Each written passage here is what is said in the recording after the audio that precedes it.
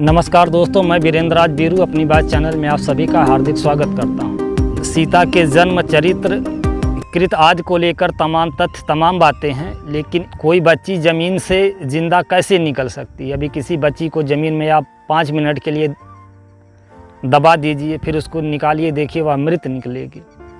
लेकिन सीता का जन्म जो है ज़मीन के अंदर से हुआ था। दोस्तों, सरकार को चाहिए कि तुलसीदास कृत रामचरितमानस को समाज में बैन कर दें, प्रतिबंधित कर दें, क्योंकि इसमें वाल्मीकि द्वारा रचित संस्कृत में जो रामायण है उससे अलग झूठी, काल्पनिक, भ्रमित करने वाली बातें लिखी गई हैं। ने रामायण के माध्यम से देखा होगा कि जब शूर्पणखा की नाक कान लक्ष्मण ने काट दिया, वो अपने भाई खरदूषण के पास जाती है, वो युद्ध में मारे जाते हैं। फिर वह रावण के पास जाती है, पूरा वृत्तांत बताती है।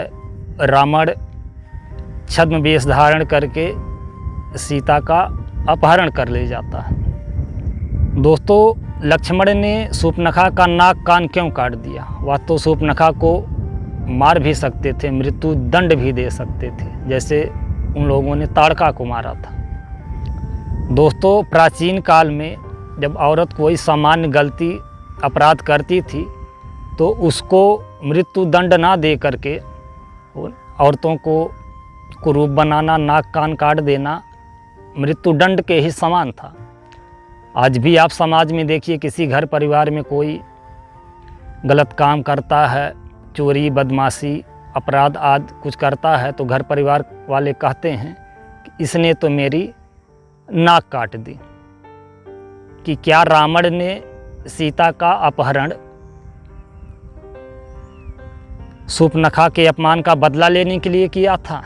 नहीं दोस्तों, रावण वैसे तो ब्रह्मा के वंशज का प्रकांड विद्वान ब्राह्मण था, लेकिन उसकी एक कमी थी कि वह चरित्रहीन था। स्त्रियां उसकी कमजोरी थीं। स्त्रियों पर आसक्त होना, विलासिता उसके विनाश आदि का कारण था। आप यहाँ ध्यान दीजिए कि जब शूर्पणखा का नाक कान कटा, वह अपमानित होकर के खरदूषण के पास गई, वो युद्ध में मारे जाते हैं, तो वह रावण के पास जाती है। अब सोचिए कि कोई भाई होगा जिसकी बहन का अपमान किया गया, उसको कुरूप बनाया गया, उसके भाई को मार दिया गया, तो ऐसी स्थिति में कोई आदमी क्या करेगा?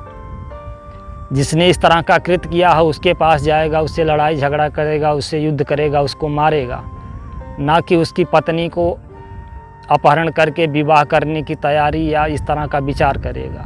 रावण ने क्या किया था? क्या वह राम लक्ष्मण से लड़ने के लिए गया या उनसे बदला लेने के लिए गया? नहीं। जब शूर्पणखा ने सीता के सौंदर्य याद के बारे में रावण से बताई, उसको शूर्पणखा के अपमान का या अपने भाई के मृत्यु का कोई शोक संशय कुछ नहीं था।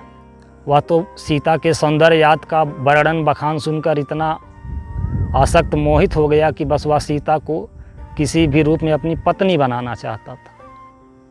इसीलिए वह राम लक्ष्मण से बदला लेना या उनसे लड़ाई करना या सब भूल कर छोड़ कर बस अपने स्वार्थ के लिए, अपने काम वासना में लिप्त सीता को सिर्फ पाने की चेष्टा करने लगा। वैसे रावण अपने बहन शूर्पणखा से इतना भी स्नेह प्रेम नहीं करता था कि वह उनके लिए जाके राम लक्ष्मण से लड़ता या मारता, क्योंकि खुद रावण ने ही शूर्पणखा के पति का वध कर दिया था, उनको मार दिया था। सोचिए दोस्तों, जब छद्म वेश धारण कर रावण सीता का हरण करने की इच्छा से उनके पास पहुंचता है, तो सीता उनका बहुत सेवा सत्कार, आदर सम्मान करती हैं। उनको अपने बारे में अपना परिचय देती है, अयोध्या, जनक आदि अपने घर परिवार वंश आदि के बारे में बताती है, वहाँ क्यों वनवास में आई हैं पूरा वृत्तांत बताती हैं। रावण भी अपने बल, पराक्रम, शौर्य आदि की प्रशंसा करता है। इसके अलावा सीता के रूप सौंदर्य को देखकर वह मोहित हो जाता है, आसक्त हो जाता है। सीता के सौंदर्य की वह देखिए किस तरह से प्रशंसा करता है कि सीता की आंखें सुंदर हैं, उनका चेहरा चाँद के समान है, उनकी कमर पतली है, उनकी जांघ मोटी तथा सुंदर है। जांघ के नीचे का भाग हाथी के सूंड के समान है। उनके उरोज, दोस्तों उरोज शब्द को हिंदी के स्तन के लिए प्रयोग किया जाता है। देखिए लिखा गया है कि सीता के स्तन मोटे, गोल और अग्रभाग तने हुए थे। तो देखिए कि जिस सीता को रामायण में आदर्श नारी के रूप में प्रस्तुत किया गया है, उनके चरित्र को श्रेष्ठ बताया गया है।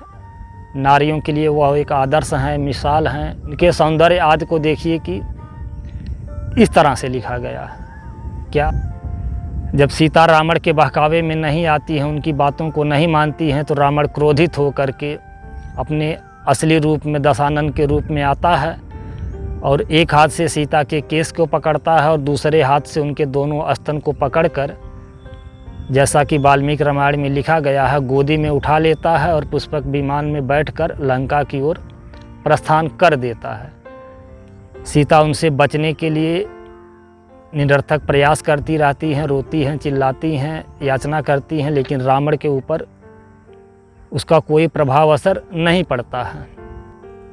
जब रावण सीता को अपहरण करके लंका ले जाता है तो प्रारंभ में ही वह उनको अशोक वाटिका में नहीं रखता है। वाल्मीकि रामायण में लिखा गया है कि सीता को रावण ने 1 महीने तक अपने सबसे सुंदर भवन में रखा हुआ था। के पास जाता था, उनको अपनी लंका घुमाता था, अच्छे अच्छे भवन आदि जो बने हुए थे, जिनमें सोने चांदी आभूषण हीरा मोती सब जड़े हुए थे, उनको दिखाता था। सीता के सामने विवाह की याचना करता था, उनको मनाता था, धमकियां भी देता था, लेकिन उसका हर प्रयास जो है विफल हो जाता था। सीता उनकी बातों को स्वीकार नहीं करती थी, उससे शादी के लिए तैयार नहीं होती हैं। तब रावण अपनी दासियों को आदेश देता है कि सीता को ले जाकर के कड़ी सुरक्षा में अशोक वाटिका में रखिए और सीता को 1 वर्ष का समय देता है कि आप मेरी बातों को मान जाइए, मुझसे विवाह शादी करने के लिए तैयार हो जाइए। दोस्तों यहाँ रावण का एक मर्यादित चरित्र दिखाया गया है कि वह सीता के साथ बरजोरी या ज़बरदस्ती आदि कुछ नहीं करता है। दोस्तों बहुत से भक्त लोगों का जानना और मानना है कि रावण जब सीता का अपहरण करके ले गया था, सीता को अशोक वाटिका में ही रखा था। तो जब रावण सीता का अपहरण करके ले गया था तो वह शुरू में 1 महीने तक सीता को लंका में अपने एक सुंदर भवन में रखा था। और बहुत से भक्त लोग यह कहते हैं कि सीता जो हैं, जिसको रावण अपहरण करके ले गया था, वह असली सीता नहीं थी, वह सीता की परछाई थी। भक्तजनों, क्या कोई परछाई कभी बोलती है? क्या किसी परछाई में कभी जान आ सकती है? अगर वह सीता की परछाई थी तो परछाई के लिए इतना सब कुछ करने की क्या ज़रूरत थी? राम और रावण के बीच जो लड़ाई हुई, उसमें दोनों पक्षों से हजारों लोग मारे गए। इतने लोगों को मारने की क्या ज़रूरत थी? अगर वह परछाई थी तो परछाई के लिए इतना सब कुछ कौन करता है? तो दोस्तों यह थी रावण द्वारा सीता के अपहरण की कुछ तथ्यात्मक जानकारी, बातें। दोस्तों अगर आपको धार्मिक, सामाजिक, राजनीतिक, अंधविश्वास आदि सामाजिक समस्याओं पर, मुद्दों पर वीडियो देखना पसंद है तो आप अपनी बात चैनल को सब्सक्राइब कर सकते हैं, क्योंकि इस चैनल पर ऐसी वीडियो अपलोड होती रहती हैं। वीडियो देखने के लिए धन्यवाद। नमस्कार। जय भारत।